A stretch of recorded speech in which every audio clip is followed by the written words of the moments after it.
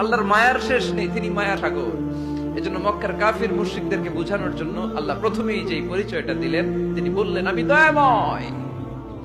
তোমরা রহমানকে চিনো না, রহমানকে জানো না, আমি মেহেরবান, আমি দয়ার সাগর, আমি মায়ার সাগর, আমার দয়ার কোনো শেষ নাই, কোনো সীমা নাই। চিল্লায় বলেন ঠিক কিনা? বিশ্বনবী সাহাবাদের নিয়ে দাঁড়ালেন, লম্বা লম্বা কাতার হলো। সাহাবীদের কাতারের শেষে সাইয়েদনা জিবরাইল 1,40,000 ফেরেশতাদেরকে নিয়ে জানাজায় শরীক হলেন।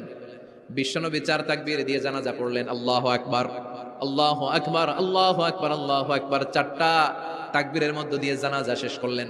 বিশ্বনবী তাকিয়ে দেখে সাহাবাদের পেছনে 1,40,000 ফেরেশতা দাঁড়িয়ে জানাজায় শরীক হয়েছে। বিশ্বনবী বললেন, জিবরাইল, কোনদিন তো এত ফেরেশতা নিয়ে কারো জানাজায় শরীক হতে দেখি নাই।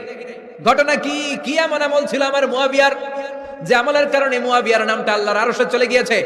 উঠতে বসতে চলতে ফিরতে সব সময় আপনার এই সাহাবী পড়তে থাকতো, কুল হুয়াল্লাহু আহাদ, আল্লাহুস সামাদ, লাম ইয়ালিদ ওয়া লাম ইউলাদ ওয়া লাম ইয়াকুল লাহু কুফুয়ান আহাদ। পড়েন সুবহানাল্লাহ।